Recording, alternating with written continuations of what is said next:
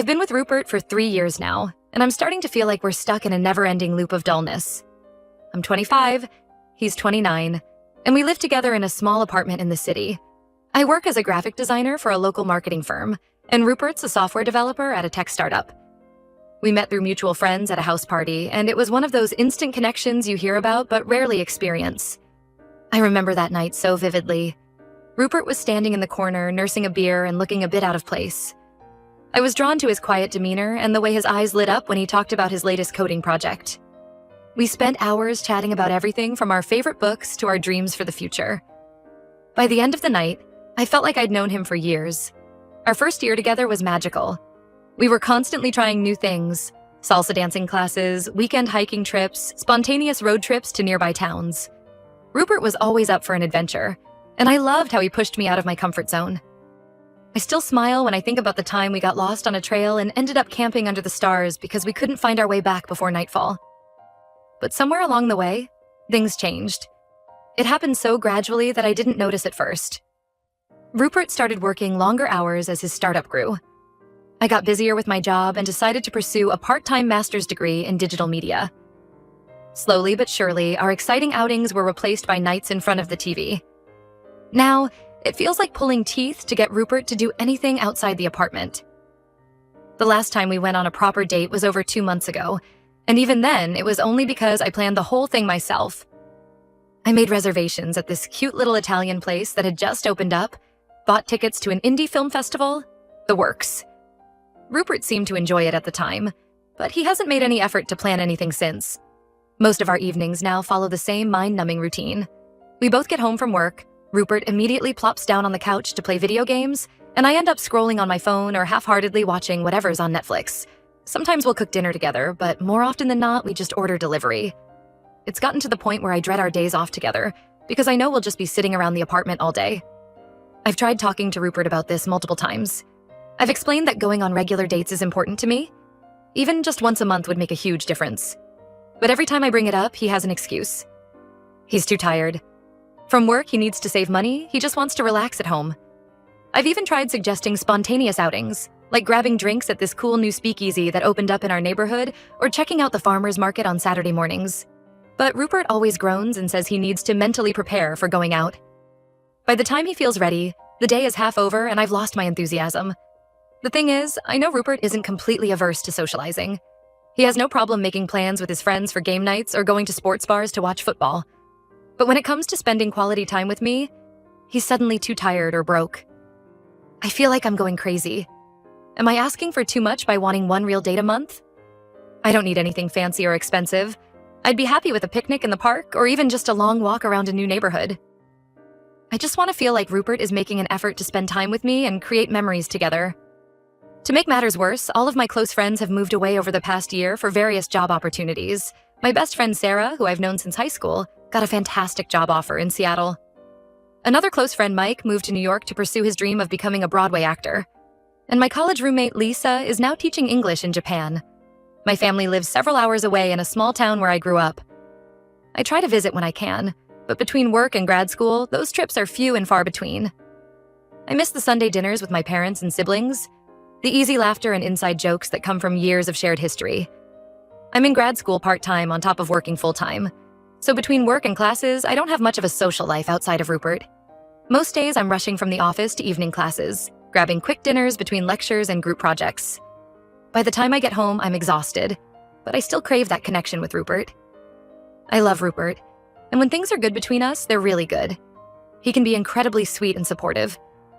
I remember when I was stressing out about a big project at work, he surprised me by cleaning the entire apartment and making my favorite dinner. He always remembers important dates like my birthday and our anniversary. He'll bring me little gifts or my favorite snacks when he knows I've had a rough day. But I'm starting to wonder if that's enough. I miss the Rupert who was excited to try new restaurants with me, who would surprise me with tickets to concerts or art exhibits. I miss feeling like we were partners in adventure, not just roommates who occasionally have sex. I've tried explaining to Rupert how important quality time and shared experiences are to me. I've told him that I feel loved and appreciated when he makes an effort to plan dates or outings for us. But he doesn't seem to get it. He thinks buying me flowers once in a while or cuddling on the couch should be enough. Last week, I hit a breaking point. Rupert had promised we'd go out on Saturday, said he'd planned something special. I was so excited I even bought a new dress for the occasion. Saturday morning came, and Rupert was still in bed at noon. When he finally got up, he said he wasn't feeling well and just wanted to stay in. I was disappointed but tried to be understanding. Then his friend called and invited him to a last-minute game night. Suddenly, Rupert was feeling well enough to go out. He asked if I wanted to come along, but I was so hurt and angry that I just told him to go without me. I spent the night alone in our apartment, fighting back tears and wondering how we'd gotten to this point. I'm at a loss for what to do next. I love Rupert, and I know he loves me. But is love enough when you feel like you're living parallel lives instead of building a life together? Am I being unreasonable here? Should I just accept that this is how our relationship is going to be? Or is this a sign of a deeper incompatibility? I don't want to give up on us, but I also don't want to spend the rest of my life feeling lonely in my own relationship. Any advice would be appreciated. Edit. Wow, I wasn't expecting this post to blow up like it did. Thank you all for the advice and support. To clarify a few things, Rupert and I have similar incomes, so money isn't really the issue here. We could easily afford to go out once a month if we cut back on takeout and video game purchases. Rupert doesn't have any diagnosed mental health issues that I'm aware of. He's generally a happy, laid-back guy. He just prefers staying home to going out. I've suggested plenty of free or low-cost date ideas, but Rupert shoots them down too. It's not about the money, it's about the effort. I'm going to have one more serious talk with Rupert about this. If things don't improve, I'll have to seriously reconsider our relationship. Thanks again, everyone. Update 1. It's been about a month since my original post, and a lot has happened. I want to thank everyone for their advice and support. It really helped me gain perspective on my situation. After reading through all the comments, I realized I needed to have a serious, no-holds-barred conversation with Rupert. I decided to plan it carefully. I chose a Saturday morning when we were both off work and well-rested. I even made his favorite breakfast, blueberry pancakes with real maple syrup, hoping it would put him in a receptive mood. As we sat at our tiny kitchen table, the morning sunlight streaming through the window, I laid it all out. How neglected and unappreciated I felt, how important quality time and shared experiences are to me, and how his lack of effort was affecting my feelings for him. I told him about the night he went to the game night after canceling our plans, how hurt and angry I felt. At first, Rupert got defensive. He started listing off all the things he does for me, and how he shows his love in other ways. I work hard to provide for us, he said. I always remember your birthday and our anniversary. Isn't that enough? But I stood my ground. I explained that while I appreciate those things, they're not enough for me to feel fulfilled in our relationship. I reminded him of how we used to be. The adventures we had, the excitement we felt just being together. What happened to that Rupert? I asked. The one who was always up for trying new things with me? After a lot of back and forth, Rupert finally admitted that he's been feeling insecure lately. Apparently, he's been struggling at work. There's been talk of layoffs, and he's worried he might lose his job. The startup he works for has been having financial difficulties, and the stress has been eating away at him. He confessed that he's been retreating into video games as a way to escape his stress and anxiety. When I'm gaming, he said, I don't have to think about work or bills or any of that stuff. I can just be someone else for a while. I was shocked. Rupert had never mentioned any of this to me before. When I asked why he didn't tell me, he said he was embarrassed and didn't want me to think less of him. He also confessed that he sometimes feels intimidated by my outgoing nature and worries that I'll realize I can do better than him. You're always so confident, he said. You make friends easily. You're doing great at work and in grad school. Sometimes I feel like I'm holding you back. This revelation changed everything. Suddenly, Rupert's behavior made a lot more sense. We spent hours talking that day, really opening up to each other in a way we hadn't in a long time. I shared my own insecurities. How I sometimes feel lonely and isolated since all my friends moved away. How I worry that I'm not good enough for my grad program. It was like a dam had broken. All the things we'd been holding back came pouring out. We laughed, we cried, we held each other. For the first time in months, I felt truly connected to Rupert again. After our talk, Rupert promised to make more of an effort. He agreed to therapy to work on his anxiety and communication issues. And true to his word, he's been trying. Last week, he surprised me with a picnic in the park. It wasn't anything fancy, just some sandwiches and fruit he packed himself. But the effort meant the world to me. We've also started having a weekly date night where we take turns planning an activity. Sometimes it's as simple as trying a new recipe together or having a game night. Other times we'll go out to explore a new part of the city. Last week, Rupert found this quirky little museum of oddities that we spent hours exploring, laughing at the weird exhibits and making up stories about them. We've also been working on our individual issues. Rupert has had a few therapy sessions, and he says it's helping him manage his work stress better. He's even started looking for a new job, one that might be less stressful and more stable. For my part, I've been making an effort to build a social life outside of our relationship. I joined a book club that meets monthly at a local cafe. It's been nice to have intellectual discussions about something other than work or school, and I'm slowly starting to form friendships with some of the other members. Things aren't perfect. Rupert still has moments where he retreats into himself, and I'm still working on being patient and understanding. But I feel like we're moving in the right direction. We're communicating better, and I can see Rupert really trying to meet my needs. One unexpected outcome of all this is that I've started reconnecting with old friends. Realizing how isolated I'd become was a wake-up call. I've reached out to some college friends who live in nearby cities, and we're planning a girls' weekend next month. Rupert was surprisingly supportive of this idea, even offering to help me plan some activities for when my friends visit. I know we still have a lot of work to do, but for the first time in a long time, I feel hopeful about our relationship. Rupert is making a real effort, and I can see how much he cares. We're both learning to be more open and honest with each other, and it's making a big difference. Thank you all again for your advice and support. It really made a difference. I'll keep you updated on how things go. Update 2. I wish I had better news to share, but things have taken a turn for the worse. It's been about 3 months since my last update, and I'm sad to say that Rupert and I have broken up. At first, things seemed to be improving. Rupert was making an effort to plan dates and spend quality time together. He started seeing a therapist to work on his anxiety and communication issues. For a while, I really thought we were going to make it. We had some great moments during this time. I remember one weekend when Rupert surprised me with a day trip to a nearby town known for its antique shops and art galleries. We spent hours browsing dusty shelves, laughing at weird old knickknacks, and even bought a quirky little painting for our apartment. It felt like old times, and I was so happy. But as time went on, Rupert started slipping back into old habits. The date nights became less frequent, and when we did have them, it felt like Rupert was just going through the motions. He'd plan something, but he'd be distracted and disengaged the whole time. I tried to be patient and understanding.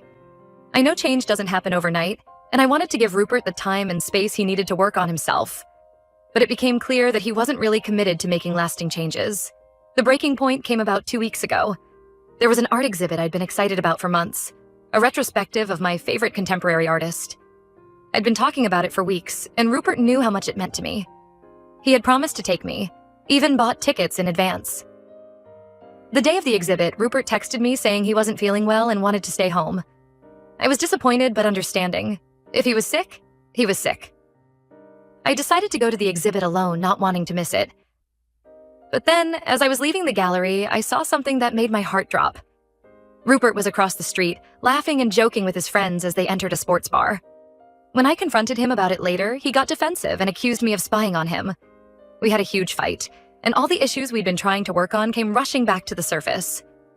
Rupert admitted that he resented the pressure he felt to constantly plan dates and go out. He said he felt like he couldn't be himself around me anymore, that he was always walking on eggshells trying to meet my expectations. "I'm tired of pretending to be someone I'm not," he said. "I like staying home. I like playing video games. Why isn't that enough?" Hearing that was like a punch to the gut. I realized that despite all our talks and promises to change, we were fundamentally incompatible. Rupert wants a partner who's content with a quiet, home-centered life. I need someone who shares my love of exploration and new experiences. We talked for hours that night, crying and reminiscing about the good times we'd shared. We talked about our first date, the camping trip where we got lost, all the plans we'd made for the future. But in the end, we both agreed that it was best to end things now before we grew to resent each other even more. The past 2 weeks have been really tough. Moving out and dividing our shared belongings was heartbreaking. Every little thing brought back memories. The coffee maker we bought together, the silly magnets on the fridge from our trips, even the worn-out welcome mat by the door. I'm staying with a friend from my book club for now, trying to figure out my next steps. The hardest part is the silence. I keep expecting to hear Rupert's laugh or the sound of his keyboard clacking as he works. The emptiness is deafening, but despite the pain, I know in my heart that it's the right decision for both of us. We were holding each other back, trying to force a relationship that just wasn't meant to be. I'm trying to focus on the positives. The girls' weekend I mentioned in my last update was amazing, and it reminded me how much I'd been missing having close friendships. I'm throwing myself into my grad school work and picking up some old hobbies I'd let fall by the wayside. Yesterday, I dug out my old sketchbook and spent hours drawing, something I used to love but had given up when life got busy. It felt good to create something just for myself, without worrying about anyone else's expectations.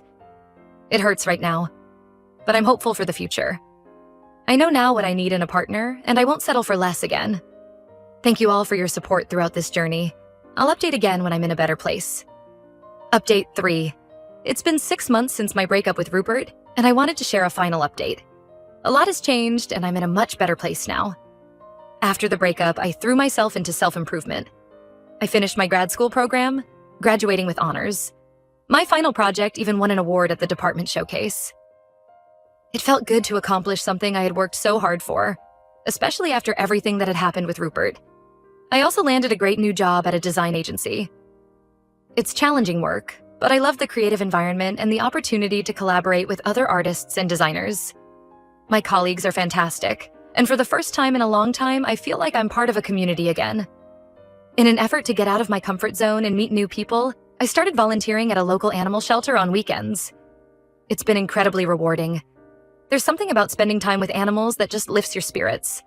Plus, I've met some wonderful people there who share my love for animals. I've also renewed old friendships and made new ones through a hiking group I joined. We go on weekend trips to nearby trails, and it's been amazing to explore the natural beauty around our city. Last month, we did an overnight camping trip, and sitting around the campfire with my new friends, sharing stories and roasting marshmallows, I felt a sense of belonging I hadn't experienced in years. About 2 months ago, I met someone new. His name is Alex, and we met at a pottery class I signed up for on a whim. He's creative, adventurous, and shares my love of trying new things. We've been on some amazing dates, from kayaking to attending local theater productions to trying out weird fusion restaurants. The best part is, I don't have to beg or plead for quality time with Alex. He's just as excited about planning outings as I am. Last week, he surprised me with tickets to an outdoor concert in the park. We packed a picnic, brought a blanket, and spent the evening listening to music under the stars. It was simple but perfect. We're taking things slow, but I'm excited about where this could go.